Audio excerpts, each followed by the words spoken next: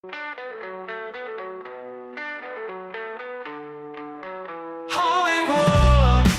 come really wish they were.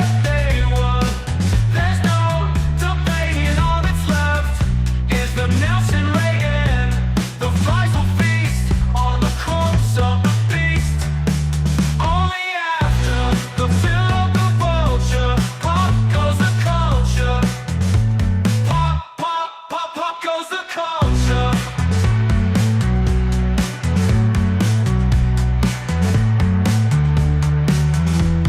Myths and legends, grant an escape to heaven. A darker, taller tale gives a tour of hell. Pop goes the culture, pop, pop goes the culture. Pop, pop, pop, pop, pop goes the culture.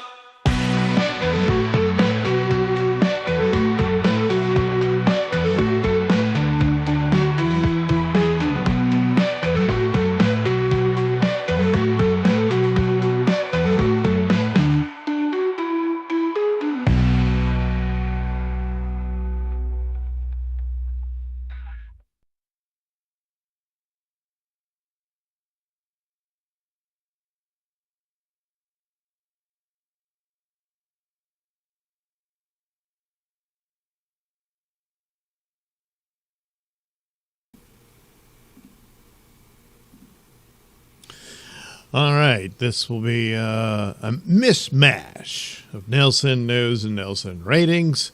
So I've got these videos that I put together, and I'll discuss a little bit extra in between.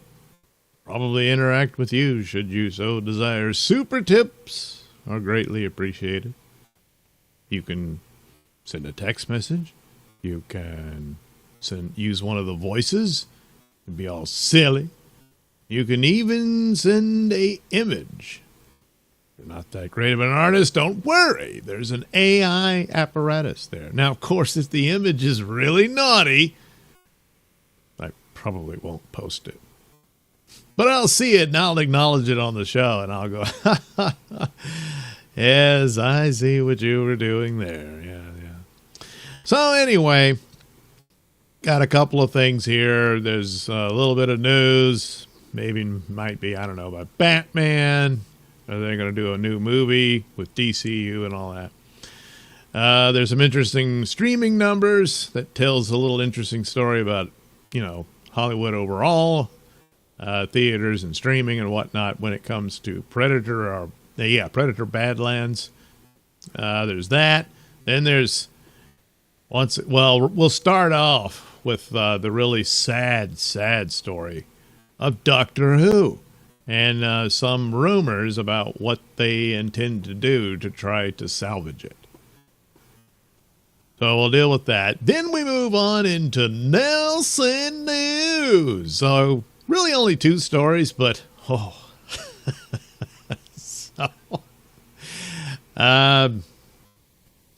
one's particularly disgusting. The other, well, you just can't look away. And finally, I did a segment for my one of my this all comes out of the Nailsin Show, and I started that. I thought, I know, I'll do a podcast that's like a podcast of podcasts. So any one of the different segments could have been a show unto itself. So I just did them all. Of course, there's my night stories and stuff like that. But Nailsin News came out of that. And then, Nailsin Ratings kind of did too for a bit. And then there's the paranormal stuff, stories. You get some of those, and just weird scientific stories and that kind of thing. And that was perhaps, but maybe not. See, it's redundant, but you get the point across. So I got one of those about UFOs and stuff. So it'll end on that. And then some little AI things, grok things I did for them. They're nice. And I had to utilize one for one of the Nailsin stories to be the corner art, as it were. So stick around and enjoy that. It's a lot longer than I anticipated. I mean, right off the bat, hell, the Doctor Who one's a half hour. Jeez Louise. I must have just droned on about it. I don't know. But anyway, we'll get to that stuff. And in between, like I said, I'll, this time I didn't put it all together. This time it's separate sections of the videos. And so when it concludes, I'll be sitting here, probably not even realize it's over, and be sitting here picking my nose and stuff, and all of a sudden, oh God, I'm on screen. That kind of thing. And then and then, some amount of interaction there, or I'll make a few extra comments about whatever the story is. Yeah, I'll think of something, And then there you go. That's what I got for this Doug Nailsin show. Yeah. All right, well, let's get to it. Spurg Snake says, "What up, Doug? Well, if you're listening to what I just said, that's what's up." Oh, yeah. Yep. Anyway, thanks for watching the show, Spurg Snake. All right, now I got to go into the studio. And once again, it acts up terribly.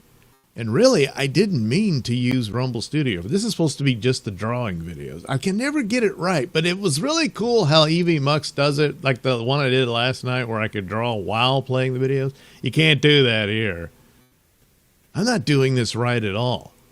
But, it's my OCD, and I want to stay utilizing Rumble Studio to be in good with Rumble. At the same time, trying to earn hours for YouTube. It doesn't make any sense. It's stupid. I should probably just use Evie Mux. I don't know. Anyway, that's neither here nor there. I mean, it is here and there, but it's not all that relevant. Anyway, here's the Nailsin Ratings Doctor Who rumor. Vigio. BBC in panic mode with complete Doctor Who reboot incoming. Well, they definitely should be in panic mode. They should have been in panic mode a long time ago.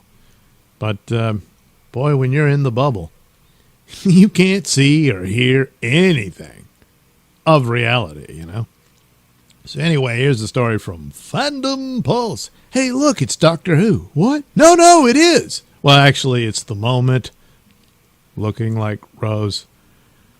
But Shooty Gatwa regenerated into... Yeah. Anyway, the future of Doctor Who has been uncertain since DP declined to renew its partnership with the BBC following the cancellation of the Shooty Gatwa era in 2025. Now, according to sources close to the production, the BBC is exploring an option that would have been unthinkable even a year ago. A complete reboot of the franchise. The BBC are planning talks with various streaming platforms about potentially launching a complete reboot of Doctor Who. Star Whovian posted to X. It is the thought that total creative control would be handed to the agreed partner, with a brand new First Doctor leading the show.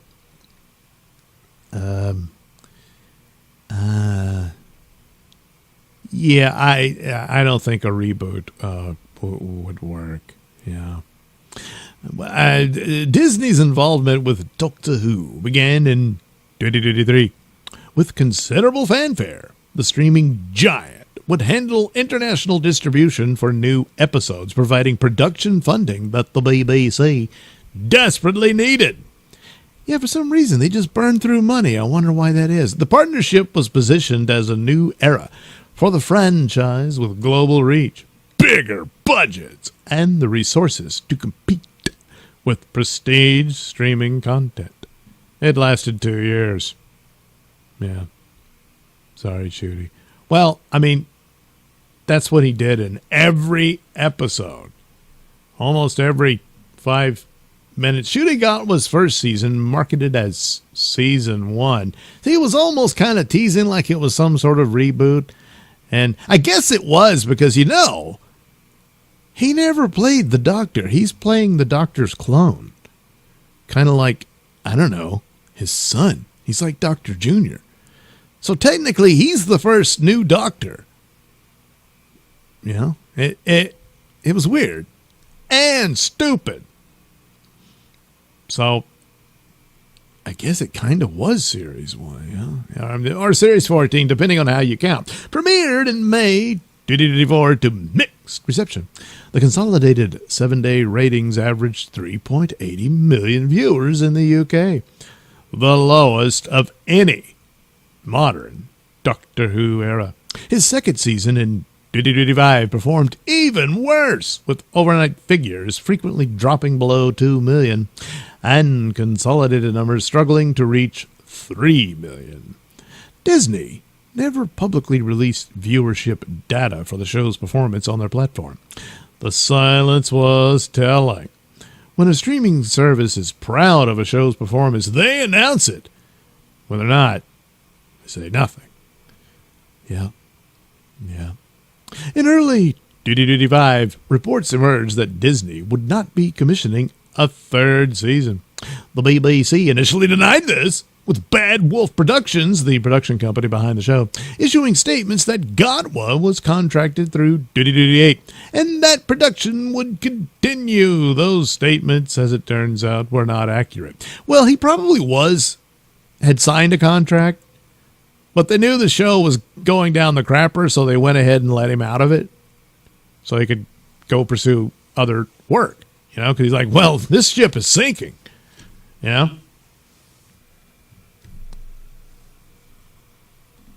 And you got to move on, So that part was probably, odds are, true. And they anticipated or hoping, hey, maybe we'll get another little season. We can just do that. And they said, nah, we're not burning money for you. So anyway, the show was canceled. Godwa's contract was either terminated or simply not exercised. Sorry, I should have read ahead. Beyond the already filmed episodes. And Disney walked away from the partnership entirely. Yeah. There was no way they were going to make their money back. The end of Godwa's era came with a twist. The 2025 finale revealed that former Doctor Who companion star Billie Piper had somehow regenerated into the Doctor. The episode ended on a cliffhanger, with no explanation for how this was possible or what it meant for the show's continuity. Well, the explanation for how it's possible has already been established, that there's subliminal inspiration to the Doctor, unconsciously changing into faces he's seen before. So that's the explanation for how Colin Baker got to be the successor to Peter Davison, because, what's his name, Maxwell, who shot the Doctor when it was Peter Davison, and so he takes on his face because, hey, it's kind of stuck in his head later on. And then Peter Capaldi, they actually made it part of the storyline that when the David Tennant's Doctor was being heroic and saving the people from Pompeii, and this Roman guy that Peter Capaldi was playing was looking up at him and grateful that he was being rescued. And so that left a mental image in the Doctor's mind, and it resurfaces later in a regeneration. So that was their explanation. Not that they really had to, but they did. So it establishes this sort of thing can happen. And so, well, good Lord, you've already established the Doctor can change sex, all of a sudden. And so of the women in his life, how important Rose was, that face is definitely in his mind, despite regenerating out of a gay man. But nevertheless, there it was. And so he turns into, a reasonable facsimile thereof of his former girlfriend, So there you go. There's not a whole lot of need for explanation, but unless it was something it signaled something or whatever to do with like the moment or something like that. Probably not. It was just a stunt in the hopes that would be enough excitement and show buzz for someone else to say, let's give Doctor Who another shot. So Russell T Davies, who returned as showrunner in Duty Duty 3 to revive the franchise after the Jodie Whittaker era's poor reception, is reportedly writing one more special episode to air at the end of Duty Duty 6. That episode will resolve the Rose Doctor situation and serve as Davies' final contribution to the franchise. Yeah, trying to close the gate after he long since let the cows out. So in a recent interview, Davies admitted he had no knowledge of what comes next. There's nothing to report. Nothing's happening. You'll know when you know. When we know. I don't know. He said conversations are between the BBC and Disney. I don't work for either of them. I work for Bad Wolf. So I'm not a part of those rooms. So I literally don't know. But you're the writer. So what becomes of the Rose moment Billy Piper Doctor? Yeah. And then you got to resolve this dumb crap where you split Doctor Who in two. You're going to have to get David Tennant to come back. And there you go. That's probably one of the rumors that, maybe they'll reunite Billy Piper and David Tennant, except they're playing the same character. Oh, dear God. Yeah.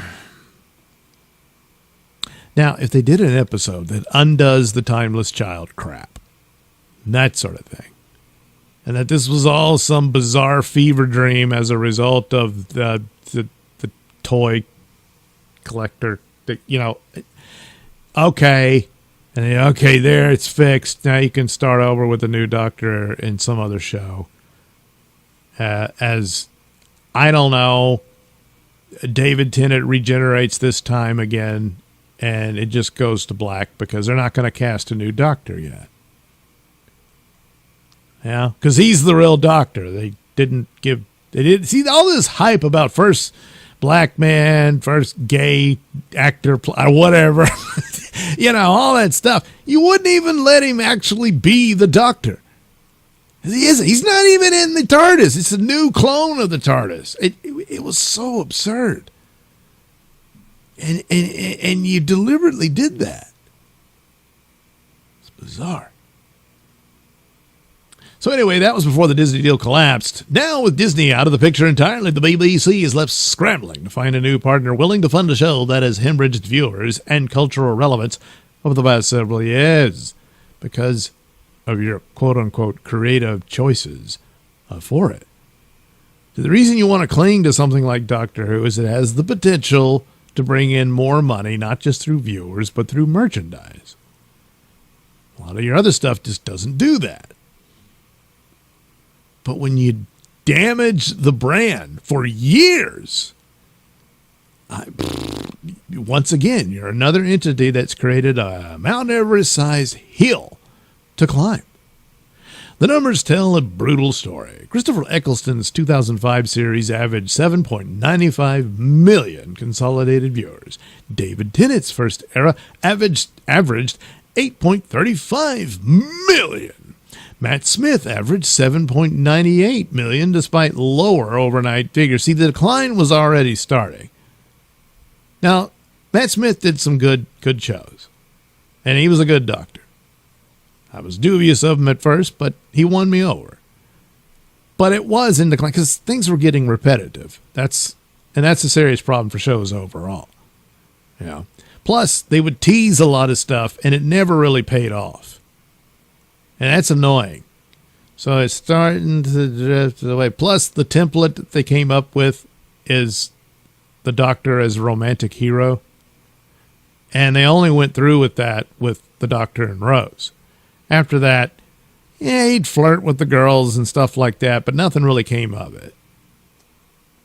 And it stands to reason you don't want to be repetitive, and yet that romantic hero fantasy type thing is really what drew in their new female audience.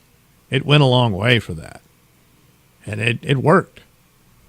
But how do you keep it going? Well, so anyway, demonstrating the shift to time-shifted viewing. Anyway, Peter Capaldi averaged 6.42 million. Now, Peter Capaldi was the best of these Doctors. Problem is, his stories weren't that great.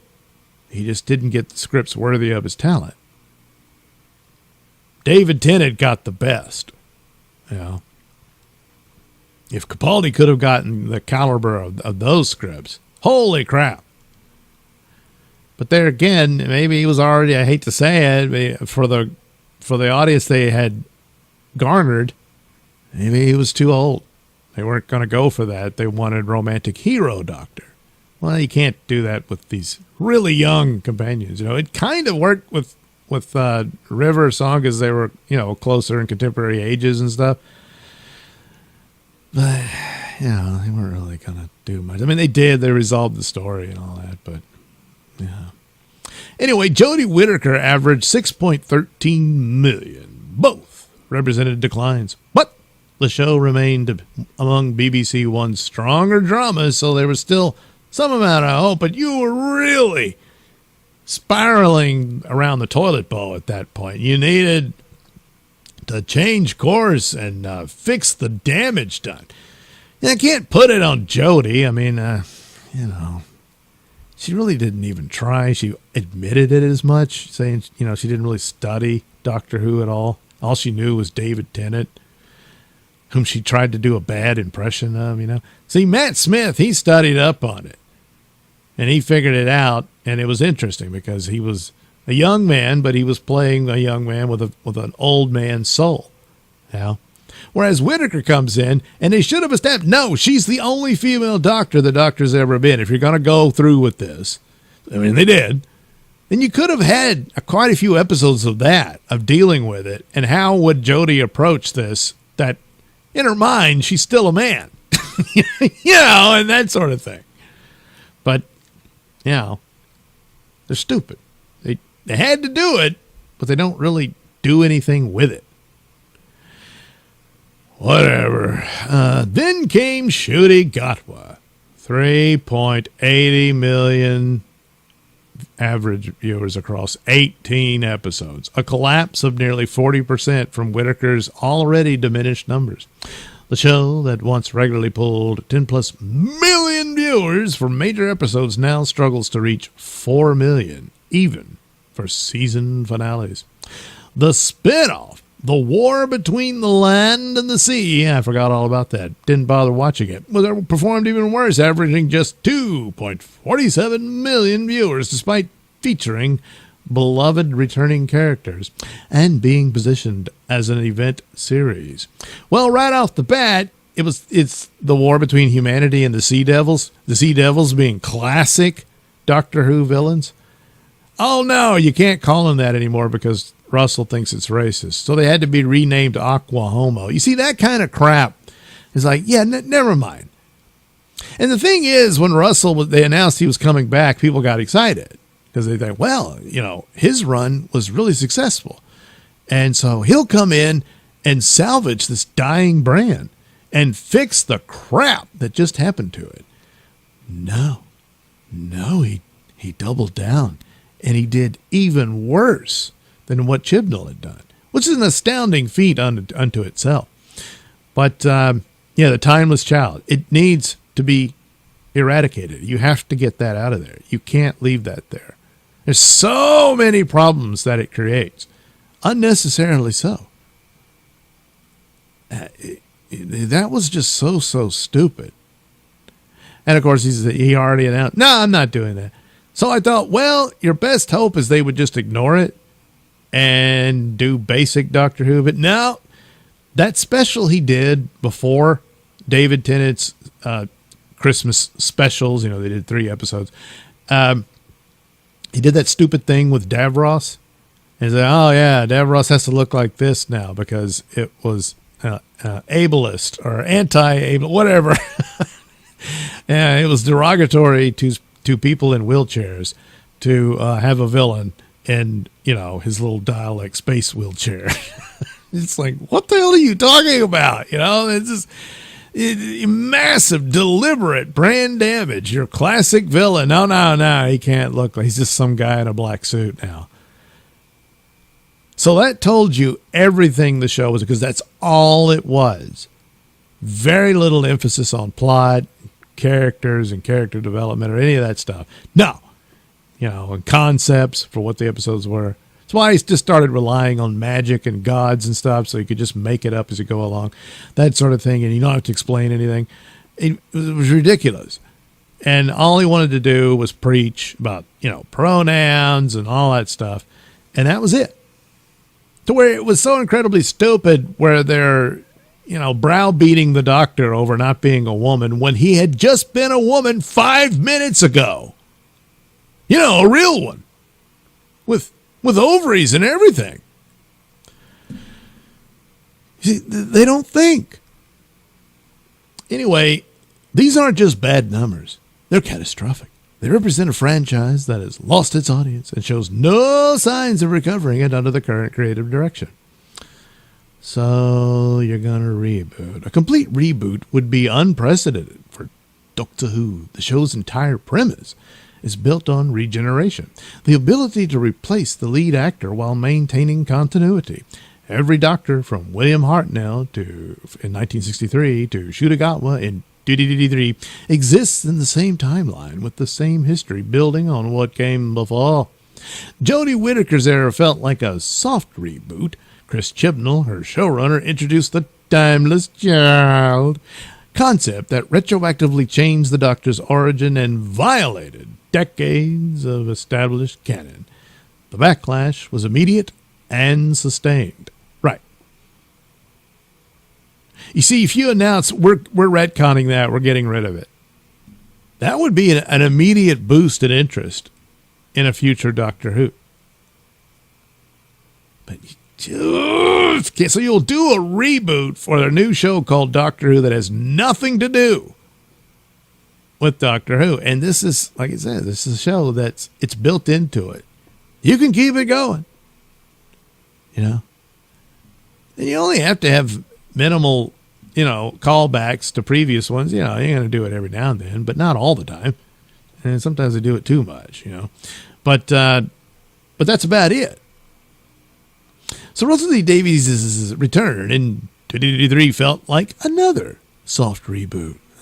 He largely ignored Chibnall's changes. No, he didn't. No, he didn't. He brought back David Tennant for anniversary specials and attempted to recapture the energy of his original 2005-2010 run. It didn't work. The audience didn't return. Well, yeah, I think that special he showed with the Davros thing, they're like, and once he'd already said, I'm not getting rid of the Timeless Child. And that aspect was mentioned in the second David Tennant special. So it's not like he ignored it. He didn't. So he kept it very much a part of the Doctor's lore.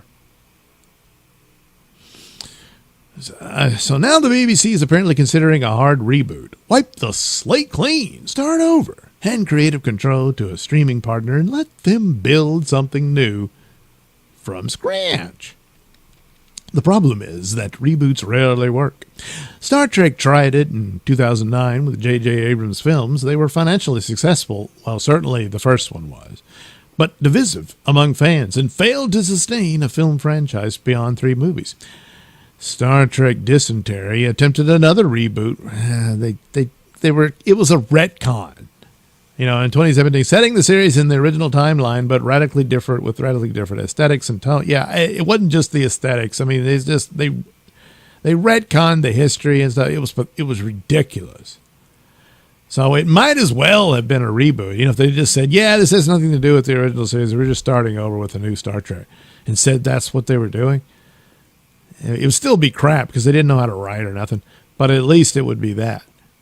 But I mean, that's what it looks like. It bears no resemblance or connection to anything established in the previous shows. Anyway, it alienated longtime fans and failed to build a sustainable new audience, leading to cancellation after 5 seasons. The only successful reboot, well, look, Doctor Who would kill for 5 seasons right now. Come on.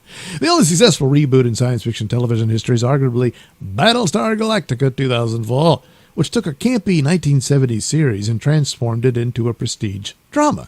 That worked because the original show had limited cultural cachet and a small fan base. Well, that's the thing.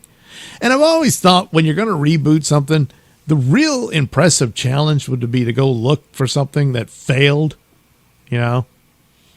I mean, Battlestar Galactica, the original, was bringing in great ratings, but it was just too damn expensive of a show to do.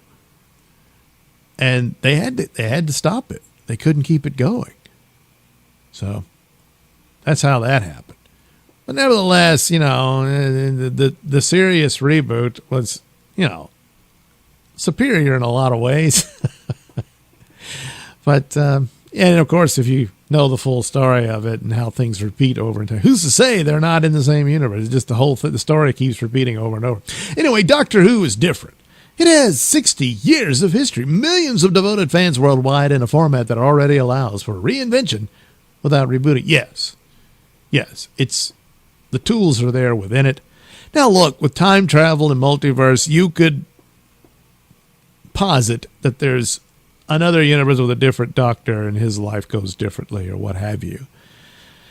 But that's like a side story or something. You know, you're going to build a whole new series out of that. You got to fix the crap you did. Just say it was bullshit, the master lied, whatever. You know, Omega did it. I don't care. And then you're off to a new Doctor that someone else, if they're willing to gamble their money on, can take the baton and run with it. The beauty of Doctor Who's regeneration concept is that it allows for change without erasure.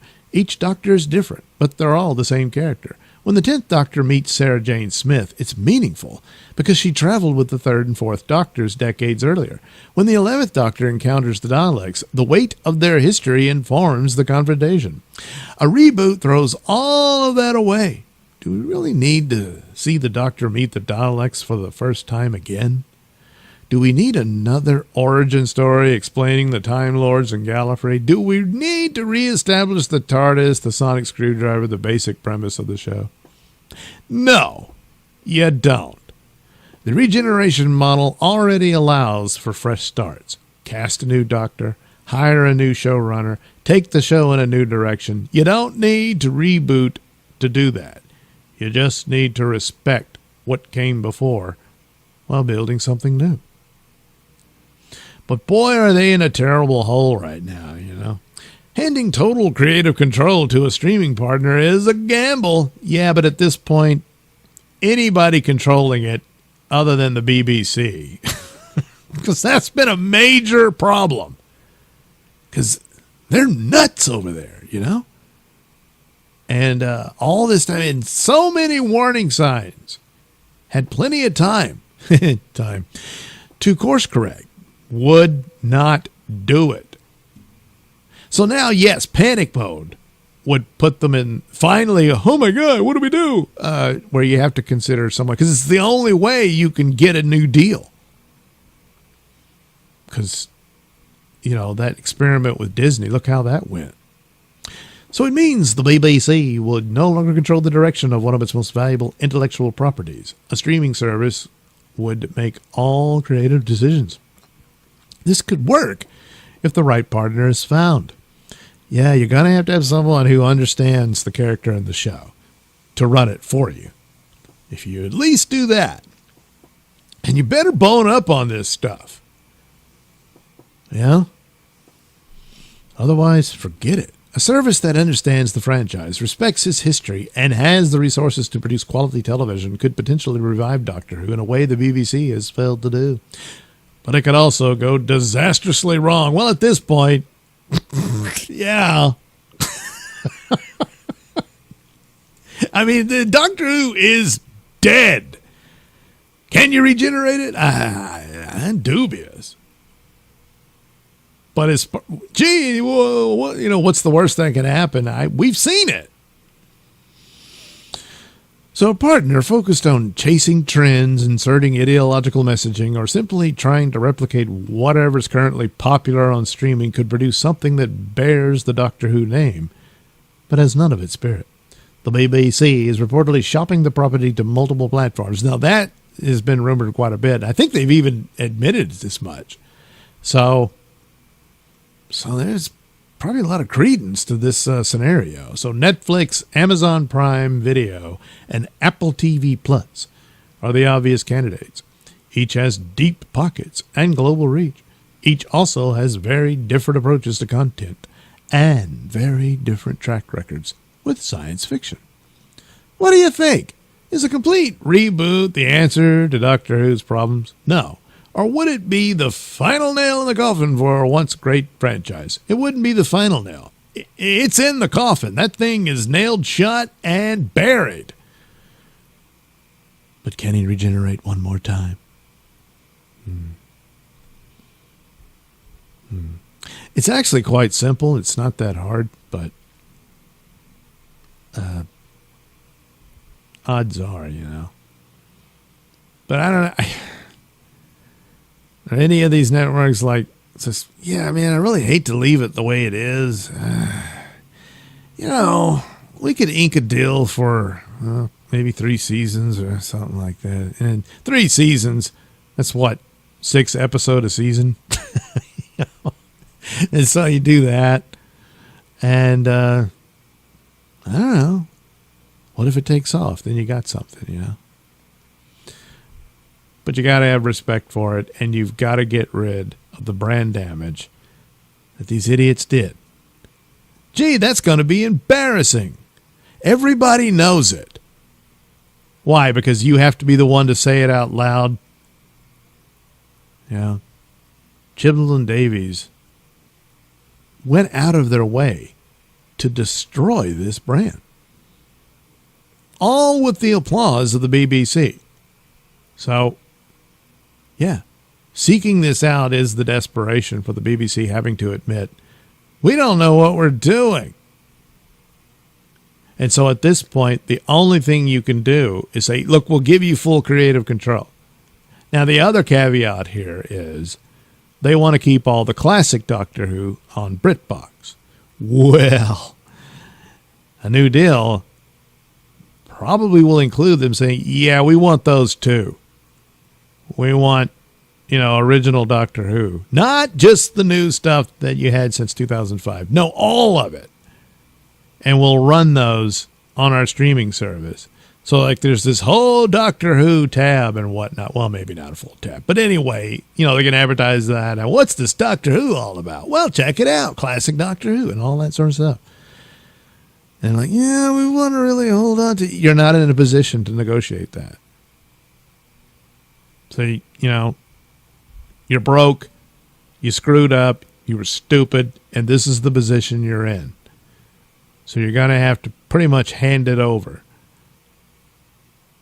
And hopefully they figure it out, and then you cash the checks they send you. This is where you put yourself. Hey, you know what? There's a big lesson here. You might want to rethink your crazy sermons and whatnot. And maybe understand how to write scripts and stuff like that, And what a venture is and stuff, Maybe that. Well, anyway, yeah, I'm sure there's discussions of this nature. With rumors, sometimes they're true, sometimes they're untrue. A lot of times they're somewhere in between. So odds are a deal like this gets shopped around. But will there be any takers? Well, they've already seen this kind of sort of play out with Disney. Because I don't know how much creative control Disney had over it. Of course, Disney's so woke, they were probably fine with a lot of it that Davies wanted to do. So, and that's the other problem. Which of these idiot streamers are going to figure out this lesson here that the BBC had to learn in a very harsh way, to where they're on their knees, begging. Oh, well, we'll see.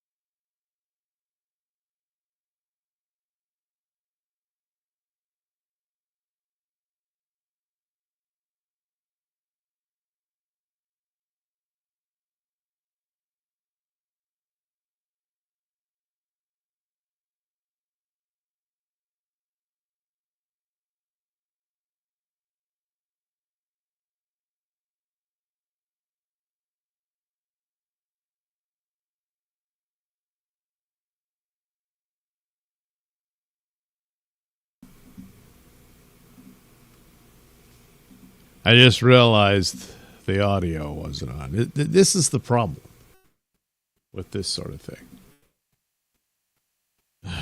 So, once again, Spurg Snake talks about how they want to get the old fans back with Billy. Yes, it's a member-berry ploy, nostalgia bait type thing.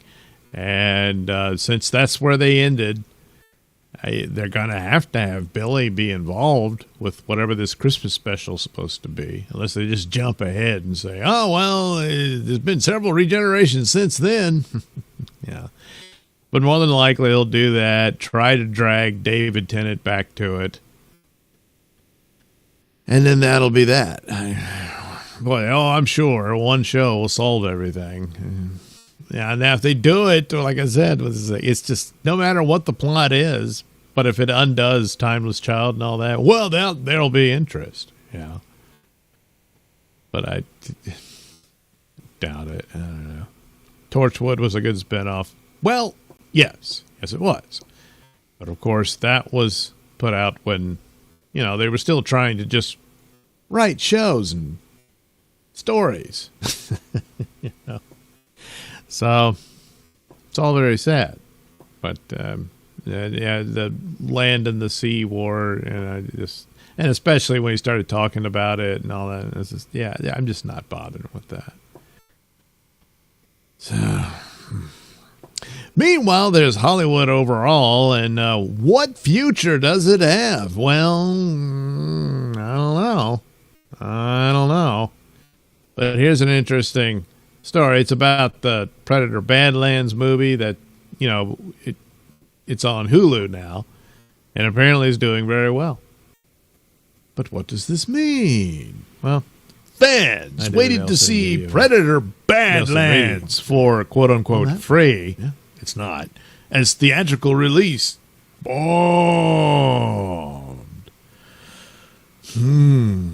Well, Predator's Badlands is suddenly a streaming success. The film has become the #1 movie premiere on Hulu since director Dan Trachtenberg's movie Prey, pulling nearly 9 million views worldwide in its first 5 days.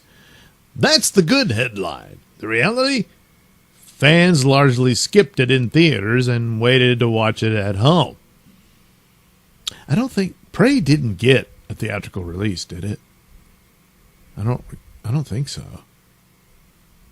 But anyway, that's a lot of views. So, and then it looks like Badlands might even do better than that. So despite attempts to spin the theatrical run as a win, it wasn't. Predator Badlands flat out underperformed on the big screen. As Matt McCloyne has gone over many times, here are the final box office numbers. Domestic, 91 million, sorry. 91,083,631 dollars. International, $90,410,824. Worldwide, the combined $184,494,455. Yeah, that's dismal. It's dismal. Yeah.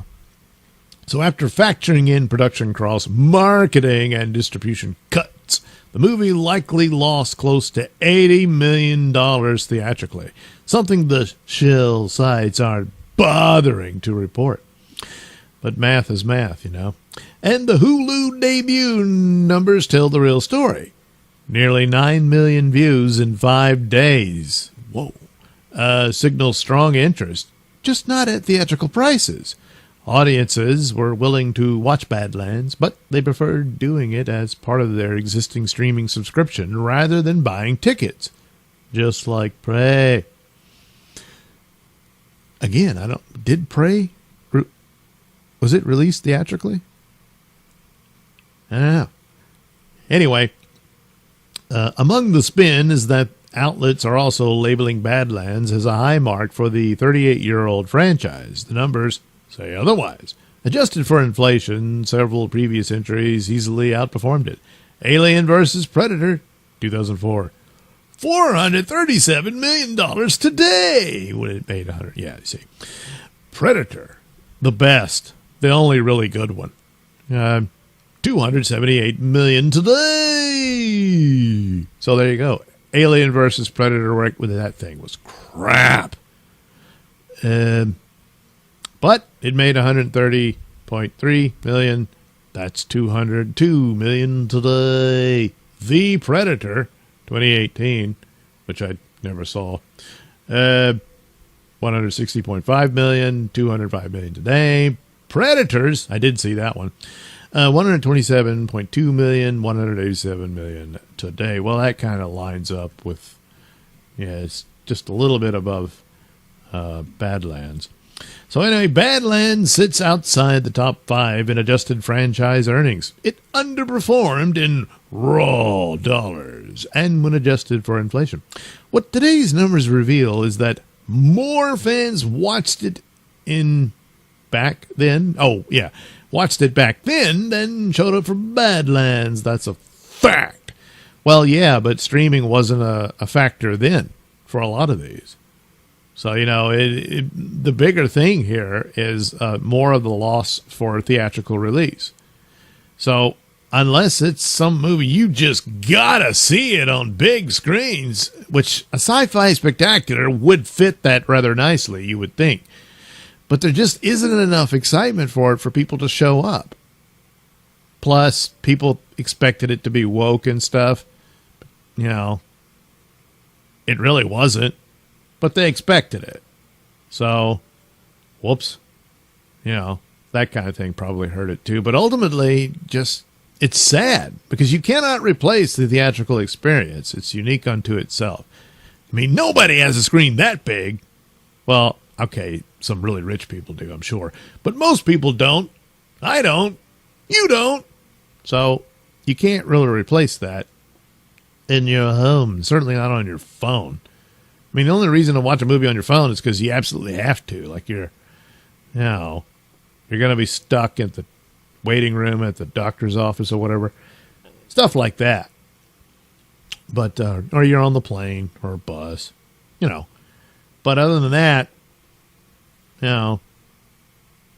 it's not a good way. Certainly not something, it's like a quiet film or something. It's not that bad. But for something like this, you got to see it on a big screen.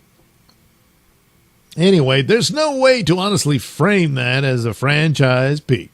The fact no sequel has been announced simply proves that. Yeah, they really... But I mean, with the streaming numbers doing so well, they'll pivot to more streaming. So there's probably a future for Predator that way. And I don't know, do these toys sell? Because then because it's still, Alien Earth looks really expensive. I'm sure it was. But does it make its money back?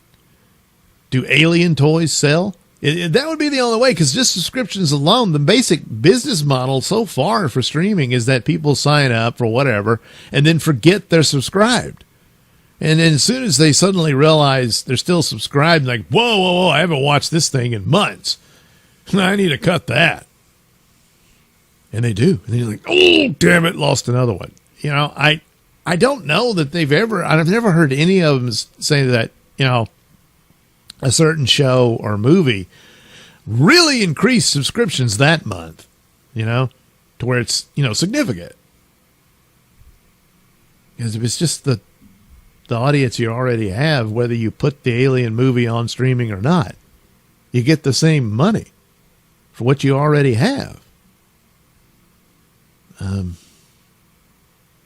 So merchandise would be the only thing. And the sci-fi adventure movies and shows, well, they can offer that. So if there's still a market for people wanting to buy this plastic crap, then you can make up the money there. Which traditionally was the main thing. Star Wars taught everybody that. You make more money off of the toys than the movie and all that sort of stuff. I don't know if that continues to this day. Not recently with, Star Wars and the like, but so yeah, you could do your streaming shows and or movies and, the toys sell. So maybe, I don't know. What the Hulu debut proves is something the franchise may need to accept. just as Matt McCloin said, Predator performs better on streaming. And this might be true for everything else. There's exceptions here and there, but that seems to be getting more and more less as time goes by, because the studios trained people to get used to streaming, and they didn't think of, well, how do you make the money that they were making before out of that system? There's no physical media. You're killing the theaters. And then, the massive piracy and stuff. Good luck. I don't know. Anyway, Prey is said to be a streaming hit. Now, Badlands performs better on Hulu after failing theatrically. The pattern is clear. Audiences will show up for Disney Predator, just not in theaters. At this point, the franchise seems more at home as a streaming event where it's effectively watched for free. Well, that's not really free. Of course, I'm sure it's pirated, so there's that too. Under subscription rather than as a theatrical tentpole. This is more of a story about theaters, I'm afraid, than just the Predator franchise. There's also currently no Badlands sequel or a new Predator movie in development at Disney. Given the theatrical losses, that's not surprising. If the franchise continues, it may be as a streaming first property. Yeah, I think that's probably likely. But then again, they know the metrics better than anyone. And so, hey, look, it's getting a lot of, yeah, I know, but it's the audience we had anyway. So they're interested. You want to keep them, but it's going to have to be done much cheaper. And, AI and stuff, they might be able to cut corners that way. And doesn't necessarily have to be so expensive, but I'm afraid movies are dying, So, yeah, streaming only. So director Dan Trachtenberg also recently signed a first look deal with Paramount. Yeah, he got the word that all the plans they had for Predator franchise, which he had been doing, he did Prey and all that, was, that's not happening. So Predator versus Aliens and all that was in the works, and they were teasing it, and certainly Badlands teased it up the hilt. You had Wayland Yutani in it and all that. That's, at the very least, is on hold. So any crossover wouldn't be a film. It would just be a a streaming series and or streaming only movie. So, Anyway, the film was all right. I didn't hate it. It had some okay stuff in it. I expected it to be far worse than it was, but then that's another factor here is the marketing was not all that well. It wasn't that good. And but watching it, you thought, oh, the girl boss is going to take over. Not really. So that's another factor to consider. But nevertheless, there we are.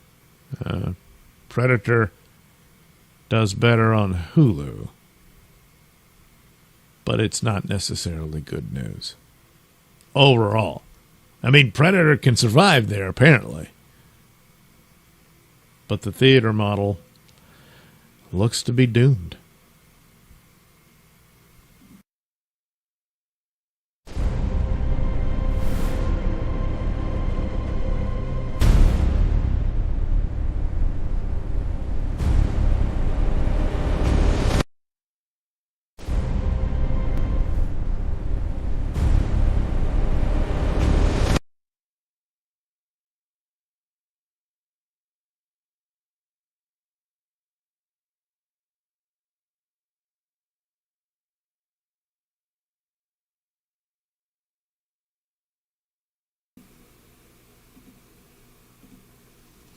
So there you go.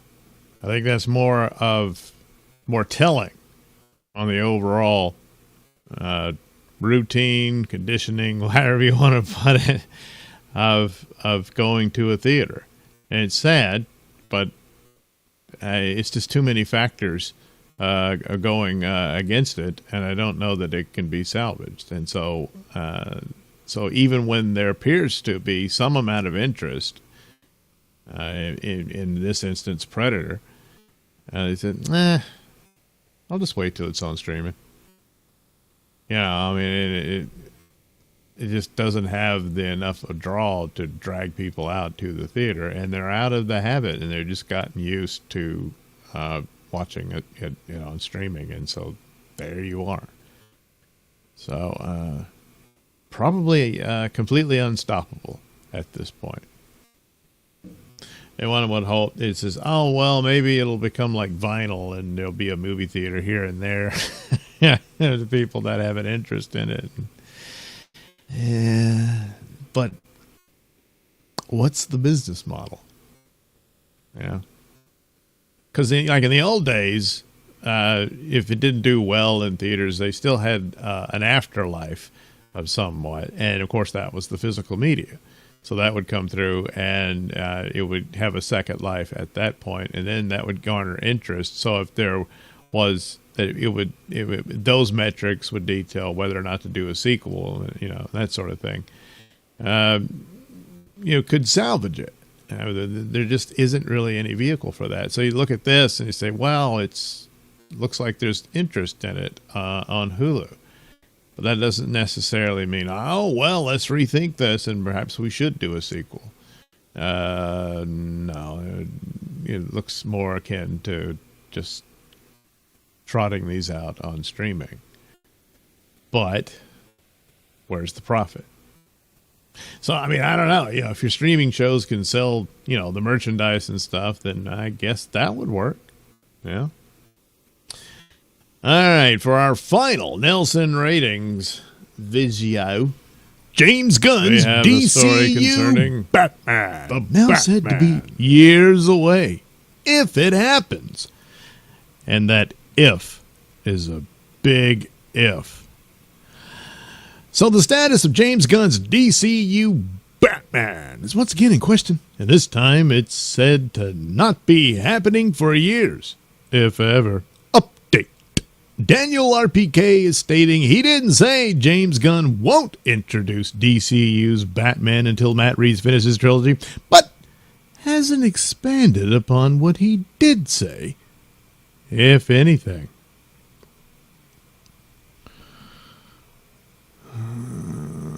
So I guess his response was, no, that's not what I said. Yeah. Well, anyway, here's the original article. So, according to Scooper Daniel RPK, The Brave and the Bold isn't coming anytime soon, and it would seem likely. What are the odds that they want two Batman competing with each other? You see, that was always the problem. The obvious thing to do was to build your shared universe out of the Batman. Wasn't a great film. It limped along. People saw it, though. And then the Penguin series. Holy crap, was that so damn good. So then James Gunn comes along with his Superman, and it poops the bed. So, So the idea that, the Batman might not even make it, and we'll need to reboot Batman and get a new Batman anyway. So by the time we get around to the DCU Batman film, this will be all in the past. And no. And the Batman 2 might be a big hit. What if it is? Well, that means you got to do a Batman number 3, maybe even another spinoff series. Penguin 2, something like that.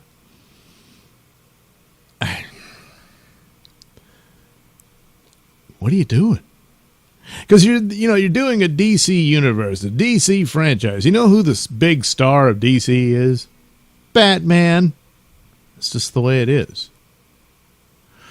And you gotta orchestrate your things around it, not try to make Batman fit some weird setup here.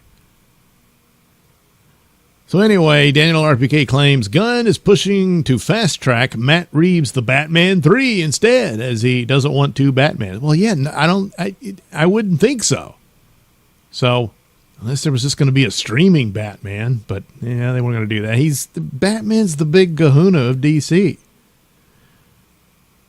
So, and this applies to the overall movie audience. For DC people, oh, well, it's Elseworlds Batman, and so it doesn't matter. You know, they're not going to get any of that. You know? That being said, if they would just do a streaming series, that might be actually pretty cool. I mean, I didn't think I was mad that they canceled the Superman TV show, because it was pretty good. You know? And you say, hey, it's different. It's on a different platform and everything. So they theoretically could have done that with Batman, but Batman's their crown jewel, you know. So anyway, didn't want them running at the same time, and wants Matt Reeves' trilogy wrapped so DC Studios can move forward. Well, you can't predict the future. So Matt Reeves he wants to do a trilogy, so you get a Batman 3. But look how long it took to get to Batman 2. So who's in charge here? You got to make a decision. And it looks to me like you had no other choice but to accept Matt Reeves' Batman as your Batman. And if he balked at that, well, you know where the door is. You don't own Batman. Warner Brothers does. Anyway, that lines up with ongoing confusion about how the DCU Batman will coexist alongside Reeves' separate universe starring Robert Pattinson. It also lines up with the claims Gunn wanted Pattinson as the DCU Batman. Yeah, because it makes sense. It's just the situation you walked into. Gunn has inherited a lot of stuff, and he hasn't handled it well, but the original status of everything wasn't really his fault. But you got to figure it out. He has it. So, as he would then be able to develop his Batman side by side Reeves, well, that's not happening. Yeah. And I mean, obviously he obviously wants things to be more fantastical and silly, and how he handled Superman and all that sort of stuff. So Reeves' Batman doesn't really fit in with that world. You would have had to try to make things fit in with what's established. And if the Batman becomes the actual first DCU movie, then, you know, there's a lot of templates there. You can say, well, that's how Gotham is and stuff, and how Batman is. And okay, you know, there's wiggle room there. So that Superman, you know, has more of the fantastic and science fiction and all that. But, well, they didn't. So The Brave and the Bold was originally announced as part of Gunn's DCU Chapter 1 slate. The film is expected to introduce the DCU's Batman and his son Damian Wayne as Robin. However, if Daniel RPK's information is accurate, fans shouldn't expect it anytime soon, if at all. Instead, it's claimed the focus appears to be on finishing Reeves' saga, which began with The Batman. Gunn reportedly wants the trilogy completed before launching a separate DCU Batman, avoiding audience confusion and franchise overlap, which again would take years. Yeah. I mean, it's a credible assumption or speculation on what might happen. And I have a very hard time believing that they'd be okay with two movies competing with one another, you know? They just go, hey, the more Batman, the merrier. So this year or next year, whatever, the Batman 2, I guess it comes out next year. So next year you get the Batman Part 2. So 2028, you get Brave and the Bold, you know? I guess. So, you know, every other year is another Batman movie. Maybe you could have done that. In the meanwhile, you know, the company's being sold, Netflix, Paramount, whichever, all this goes up in the air. You have no idea where it lands. Will they keep any of it? I don't know. Doesn't look like it. But anyway, however, beyond scheduling issues, there are bigger things in play. We've been told that the sale of Warner Bros. Discovery giant James Gunn will be out as head of DC Studios. That explains why Gunn is currently developing the Superman Family Saga projects. Upcoming projects in development only include Man of Tomorrow and the Jimmy Olsen TV series. Who asked for that? Yeah, I don't know what they're doing with that. Meanwhile, everything else appears to be in limbo, including Wonder Woman, dependent on who ultimately takes control of WBD. Lanterns is still moving forward, but it's our understanding it's essentially an HBO series. It's only 8 episodes. Yeah, they'll dump it and move on. That further fuels speculation that Gunn's broader DCU film slate may be stalled until new leadership questions are resolved. There's also internal concern, according to what we've been told, about how Gunn would handle Batman inside the DCU. Batman remains DC's biggest IP. The fear is that the Dark Knight could take on the same quirky, comedic, goofy tone in some of Gunn's previous projects. For many fans and executives alike, Batman isn't a character you turn into a punchline. With the brave and the bold meant to feature Damian Wayne, tone will be everything. A misstep with Batman would have major consequences for the entire DCU. Now, Damian Wayne is one of the more hardcore, serious versions of Robin. It's really a disturbing story about how he was raised. Batman. He comes to Batman as he's 10 years old. So it'd probably make him a little lot older than that for the movie. But since he was a child, he was a trained assassin for the League of Shadows. Ra's al Ghul's. He's Ra's al Ghul's grandson. So you got that whole thing. Of the Robins that would be comical, his is the least likely, provided they pay attention to any of that.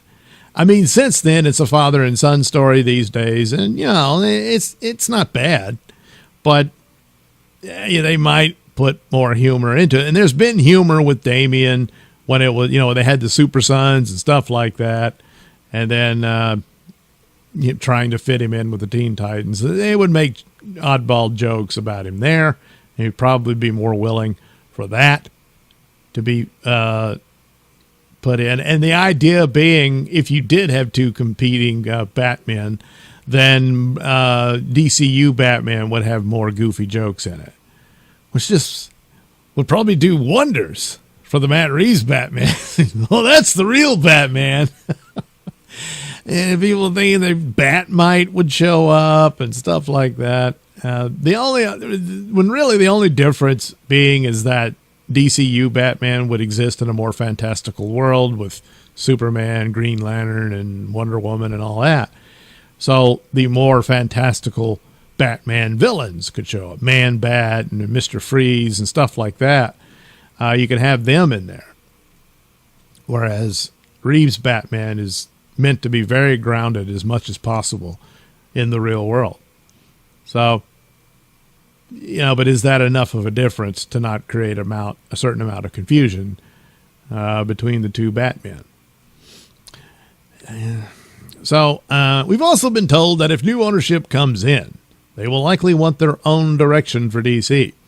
The Netflix CEO just confirmed Gunn's Superman underperformed, which shows they are well aware of what is going on with Gunn and DC. Well, DC is one of the big properties they were using to sell the company on.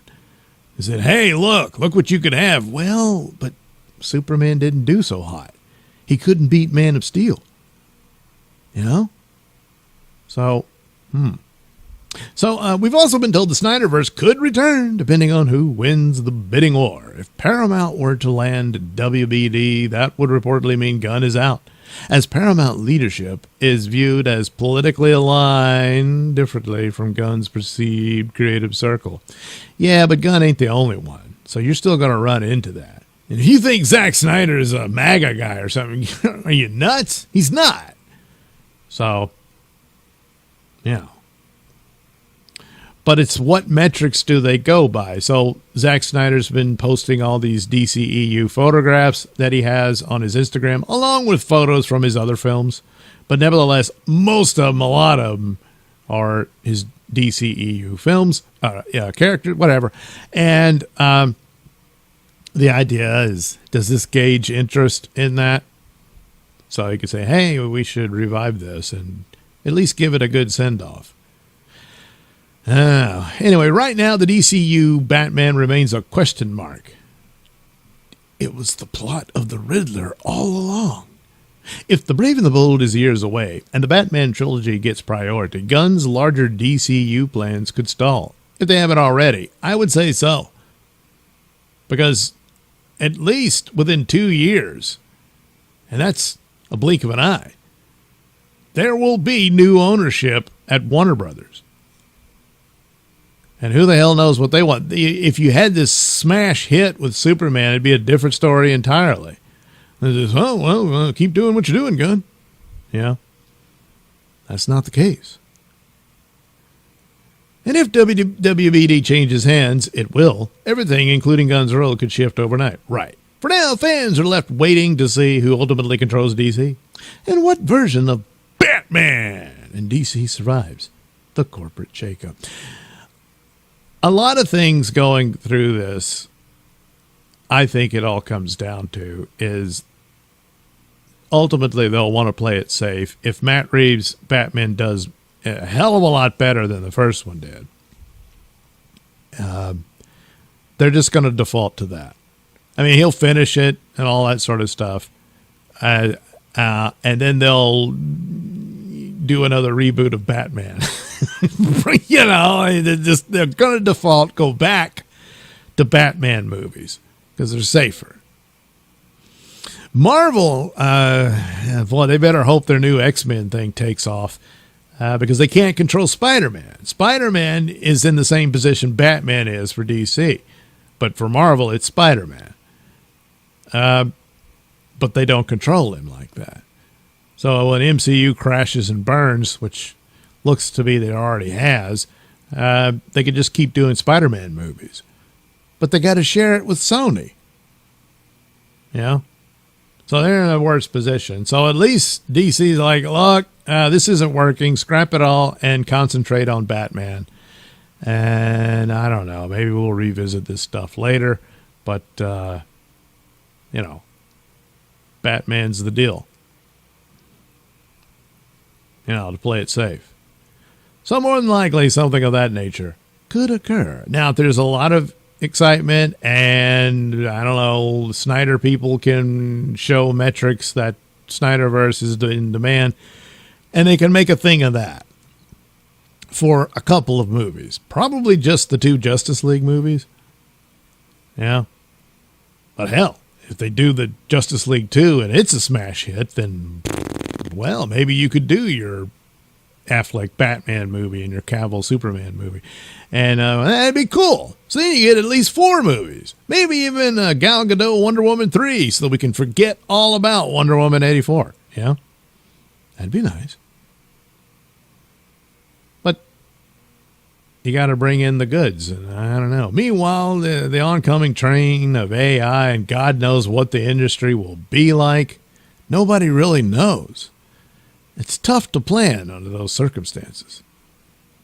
But it is what it is. But you know who the characters are. There's decades of material to pick from.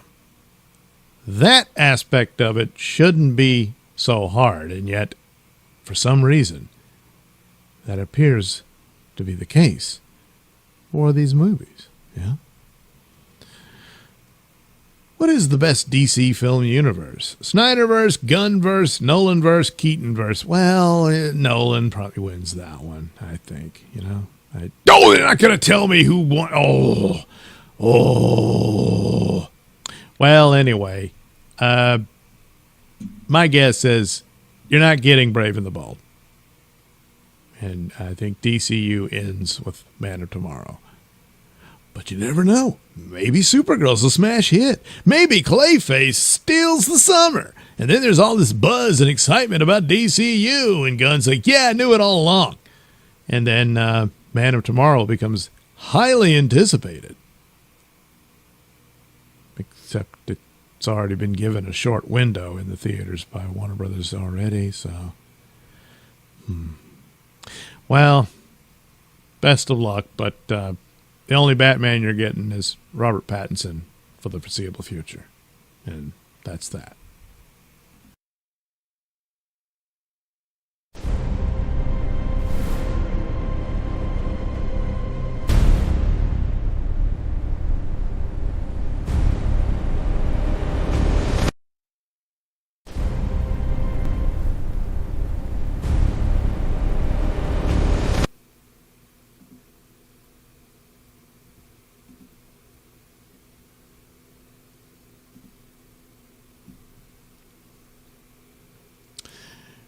Boy, I gotta say, these Nailsin ratings videos are damn depressing. It doesn't look like anything has any real chance for success. Why am I hearing the echo? I turned off the...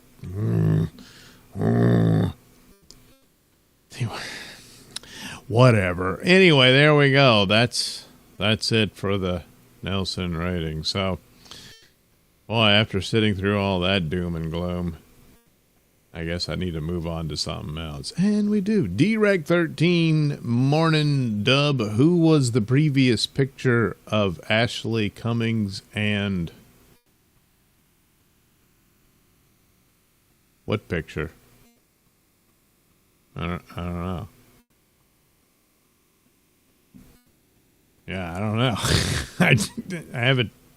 I don't think I've done an Ashley Cummings picture in a while. So you got me stumped there. I don't know. But these things happen. So anyway, after all that disturbing, sad news about movies and television and stuff, let's move on to science. This is a Nailsin News Bulletin.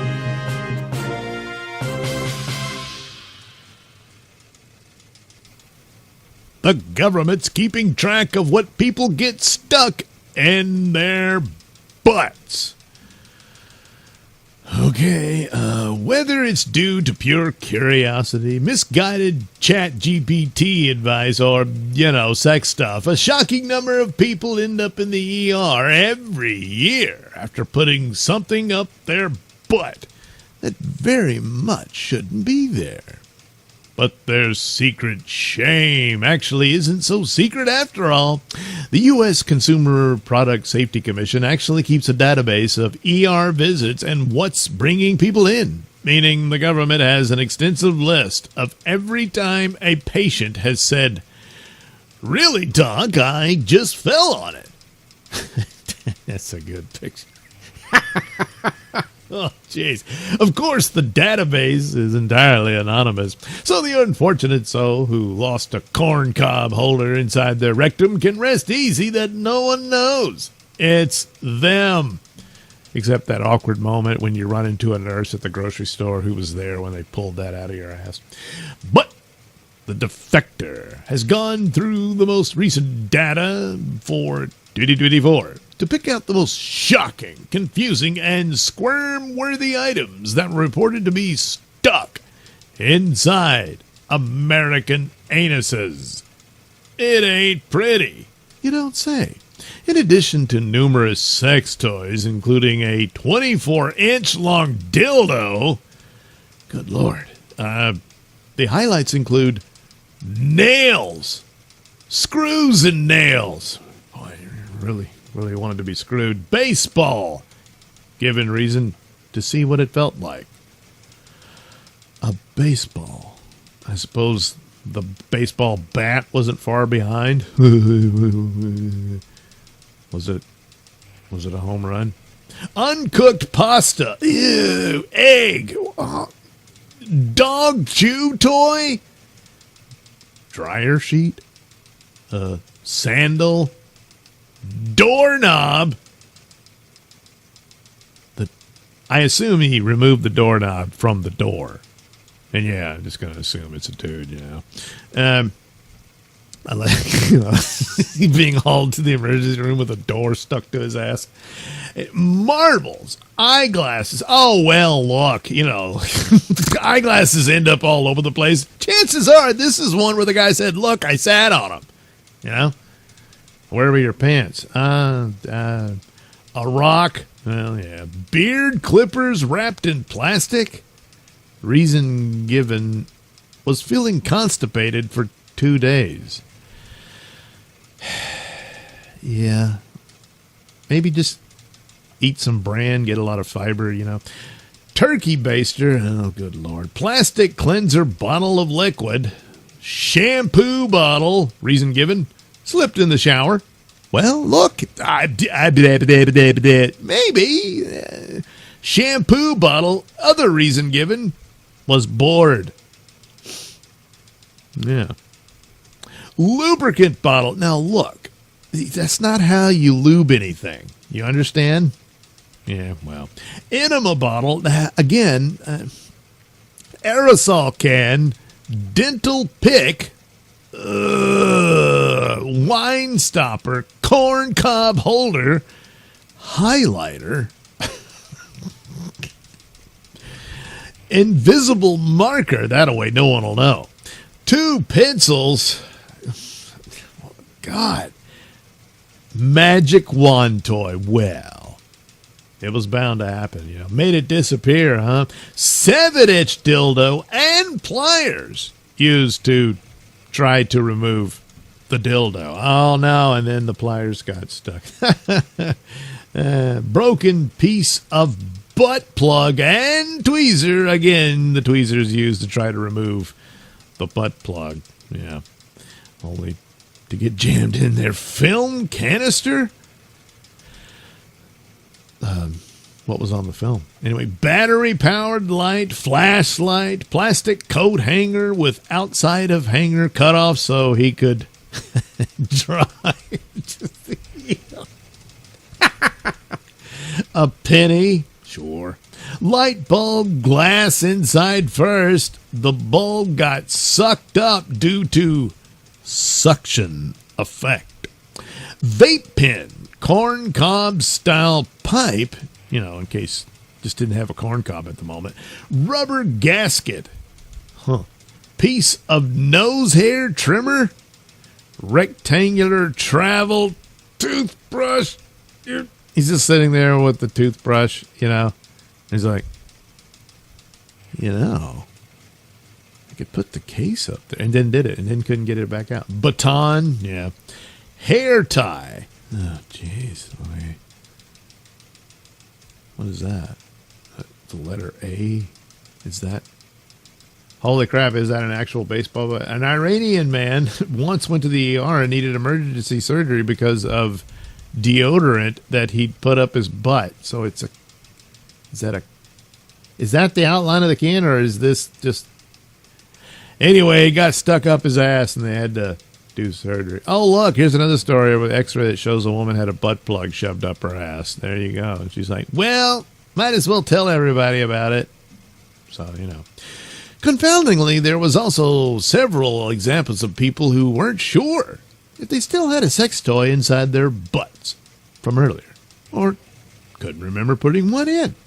It's no surprise, then, that Chicago emergency room Dr. Kenji Oyasu said that one of the most common questions he gets asked, what's the weirdest thing you've ever pulled out of someone's butt? In a viral TikTok that he posted, he said that at the top of his list was the man who inserted a full-size pumpkin spice-scented Yankee candle. I'm talking about the desktop jar, and not just the top, but the whole damn thing, he said. The question now becomes how to get it out. And really, for things that are really big, you can't just reach up there and grab them and pull them out because the suction causes a vacuum to pull it back in. Boy, it really is like a black hole in space, you know.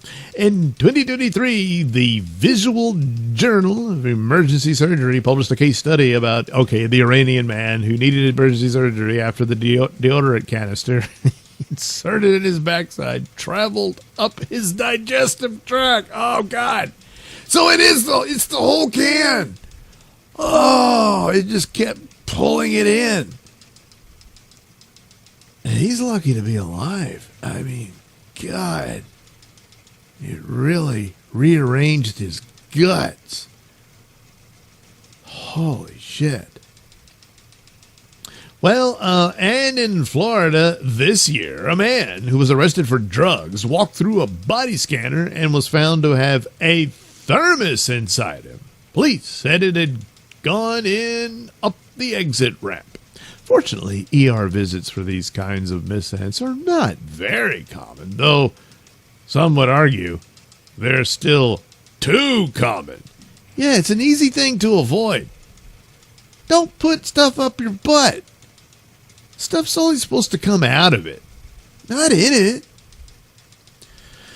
Anyway, from 2012 to 2021, about 38,948 people were hospitalized with foreign objects in their rectum each year. Yeah, that's too much. According to the American Journal of Emergency Medicine, the average patient age was 43, and 78% were male. 40% needed to be admitted. Of everything doctors pulled out, 55.4% were sex toys. And, are you going to do the story that accidentally fell on the butt plug? No. And unfortunately, it's not just tushes getting mistreated. Defector also puts together lists of the craziest things people put in their vaginas and penises. They put stuff in their dick holes. I mean, there's just no way you're going to put a can of deodorant in there, huh? I mean, one of like the smaller ones that's for like when you travel. Holy crap. Jeez. But again, the asshole is an exit-only deal, you know? And then think about the poor doctors. I mean, they got to look up your ass for health reasons already, and now they got to do this. Oh, well, it's a dirty job, but somebody's got to do it.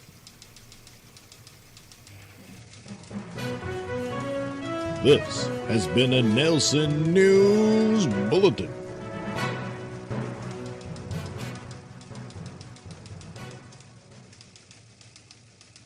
And now commentary from our very own Trixie Turner. Trixie? Dug panties can ride up, but thongs don't because they're already up there.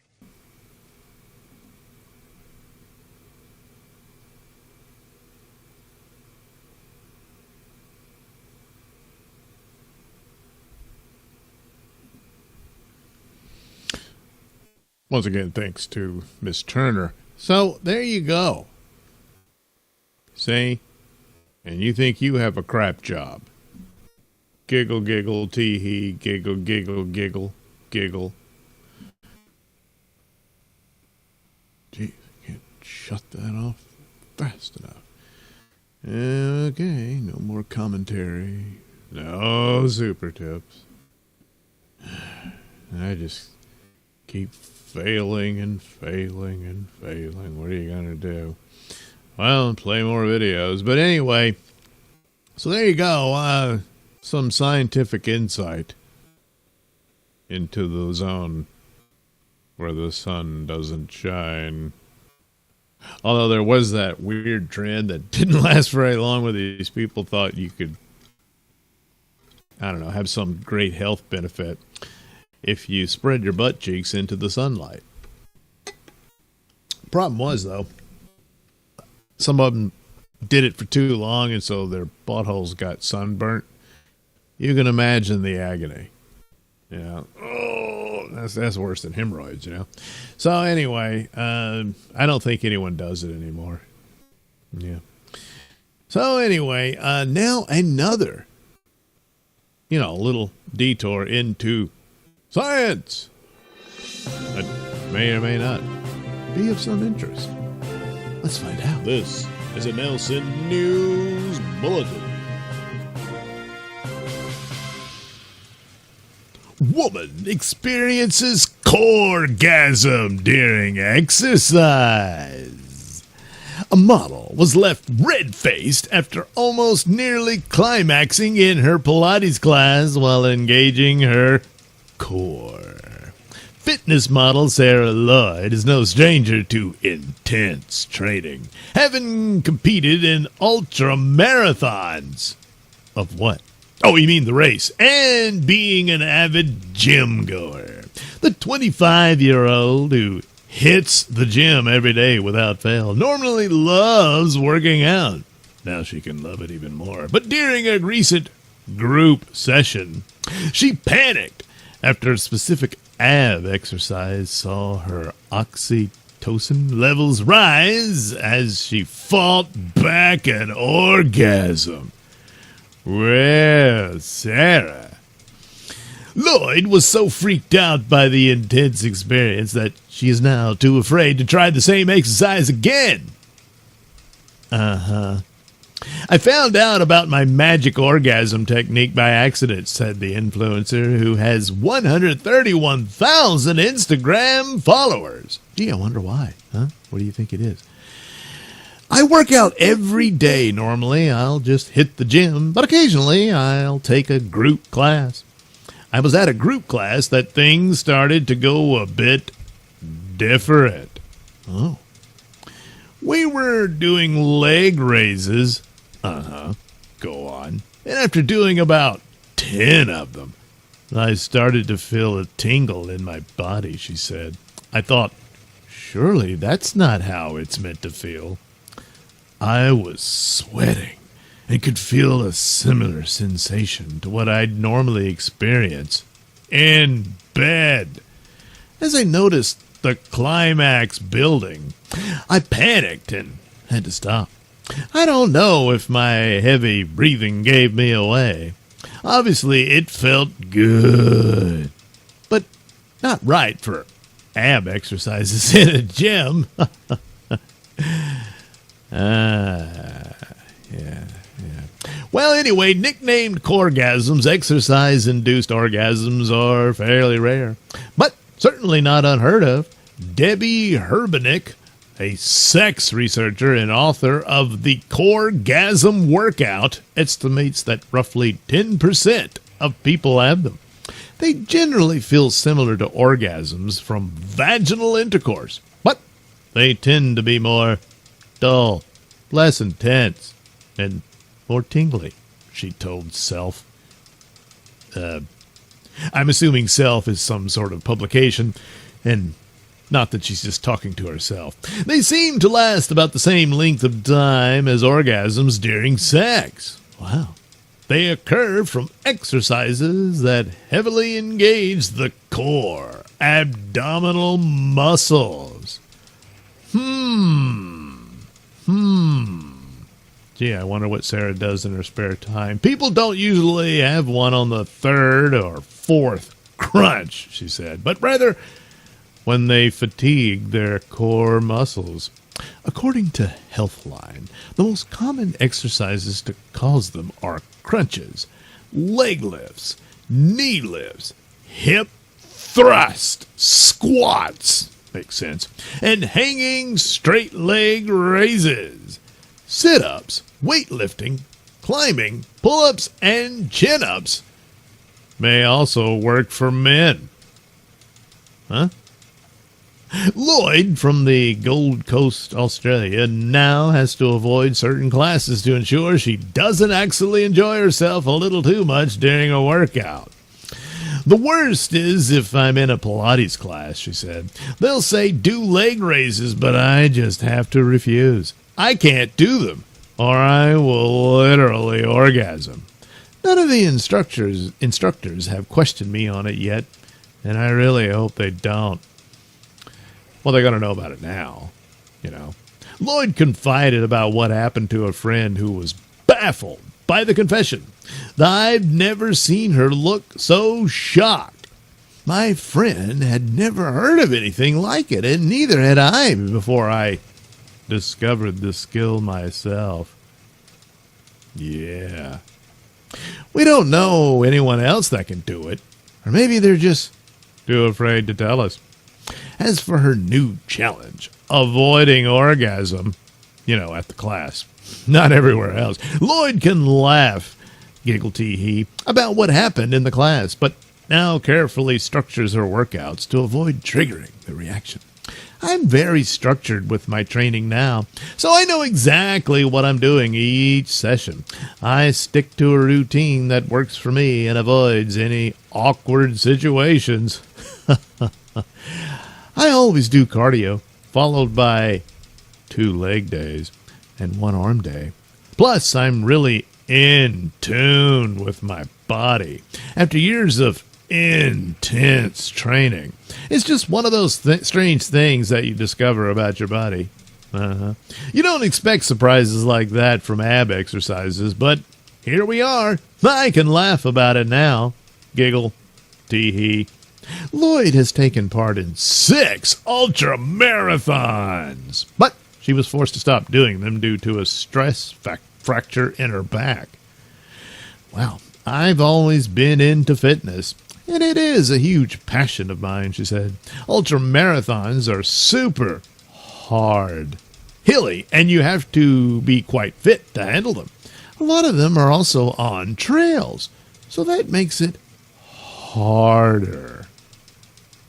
Oh boy, well, her secret hobby's out now. Plus, I'm sure everyone can watch her demonstrate it on OnlyFans. Did this really happen, or is it just, hey, here's a way to advertise, my Instagram and OnlyFans, Yeah, well, maybe, I don't know, but, wow, the experts say it's possible, huh? So, she has a magic superpower and spends a lot of time at home raising her legs.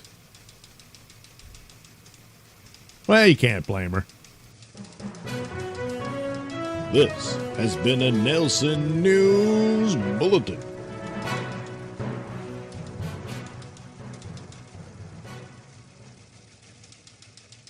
And now commentary from our very own Trixie Turner. Trixie? Doug, wherever you go, there you are. Potato.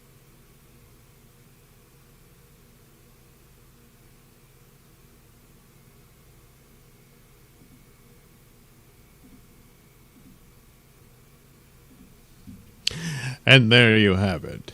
Scientific knowledge for you, the people. Unless, of course, again, it was just an advertisement for some OnlyFans. Yeah. Spurg Snake says, LOL. Captain Infinity Time Travel Police offers up a cup of tea. Well, there you go. That's nice. Well, cute girl and all that, and she comes up with a story. I don't know. Did she get a special little tingle one day at Pilates class? Well, yeah, like the scientific experts say, oh, yeah.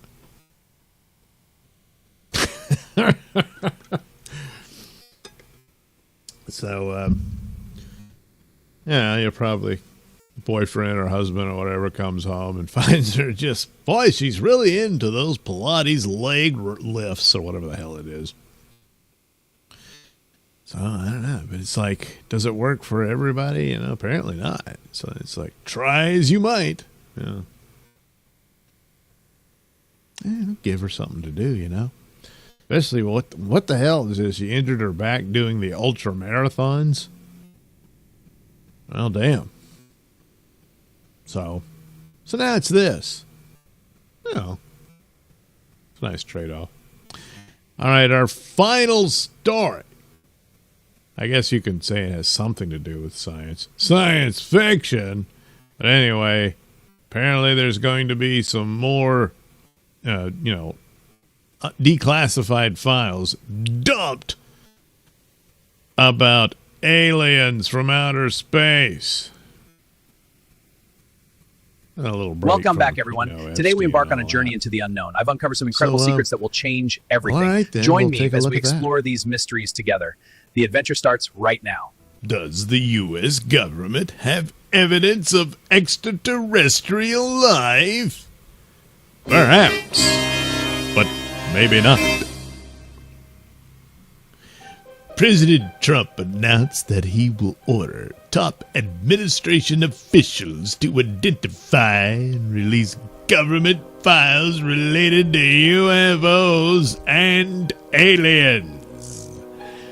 Based on the tremendous interest shown, I will be directing the Secretary of War and other relevant departments and agencies to begin the process of identifying and releasing government files related to alien and extraterrestrial life, unidentified aerial phenomena, and unidentified flying objects, and any and all other information connected to these highly complex but extremely interesting and important matters, Trump wrote in a Truth Social post.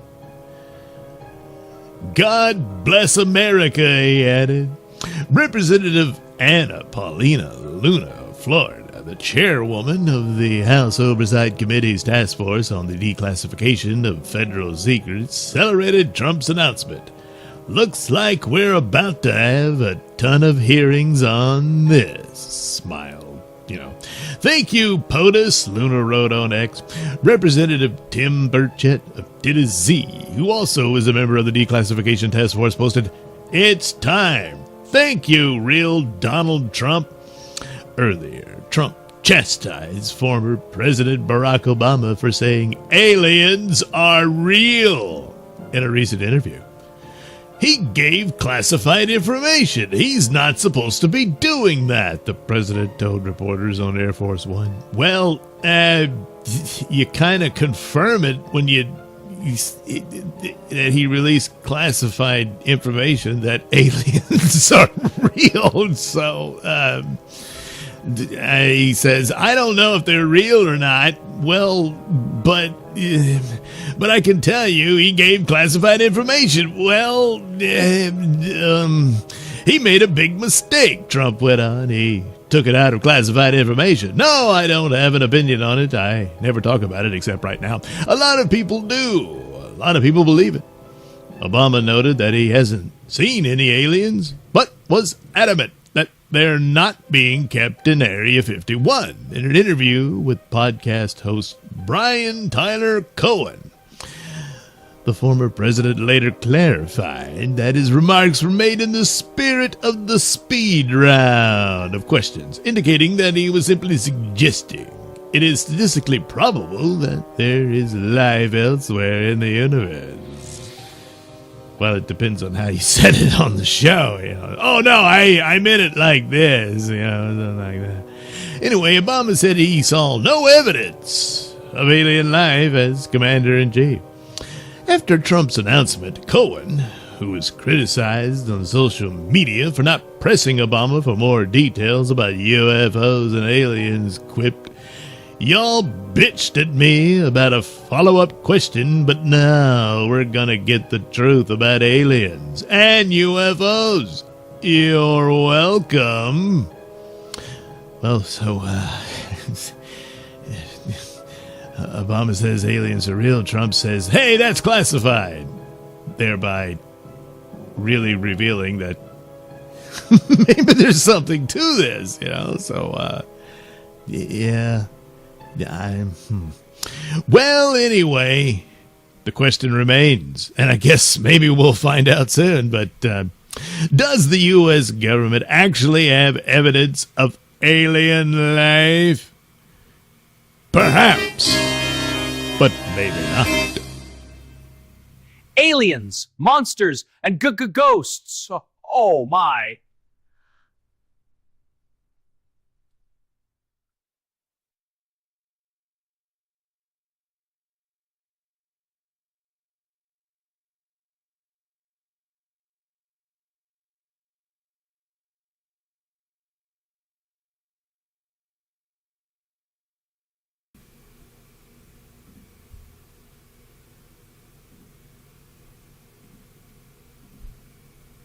I don't know who that guy was. But anyway, there you go. That's the hodgepodge of the Nailsin ratings, Nailsin news. But looks like nobody really saw any of it except for a couple of you. Thanks for watching and all that. I don't know. How am I going to do any of this stuff when I can only do it at these god awful hours? Oh well. It'll be up there for anyone to check out later. But, yeah. Yeah. Yeah, there's nothing there. Okay, well, I tried. That's all I can do. Anyway, so there we are. Wow, almost 2 hours. But I'm beat. So I'm going to shuffle off. So again, thanks for watching me babble on about this insignificant, meaningless stuff. You know, it was something. So let me find a theme song to end on.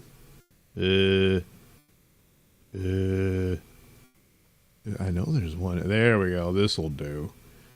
I mean, let's see. Yeah, it was only 2 Nailsin news stories, and then perhaps, but maybe not. So it's actually more Nailsin ratings than anything else. So we can go for the Nailsin ratings in theme. That's right. That's right. Anyway, like I said, thanks for watching, and we'll do it again hopefully soon. Someday. Sometime. Hollywood could really wish they would. There's no debating. All that's left is the Nailsin rating. The flesh will feast from the corpse of the beast. Only after the feel of the vulture. Pop goes the culture. Pop, pop, pop, pop goes the culture. Myths and legends, cracks in escape to heaven. A darker, taller tale gives a tour of hell. Pop goes the culture. Pop goes the culture. Pop, pop, pop, pop goes the culture.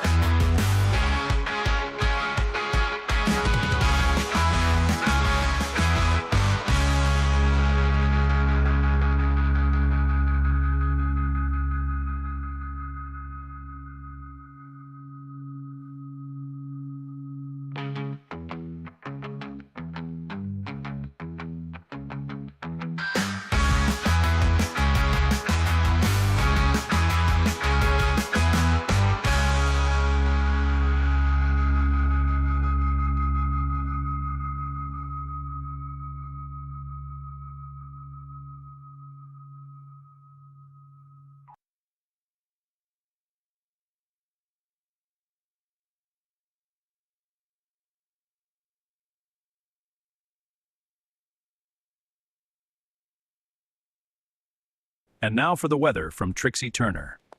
It's freezing cold.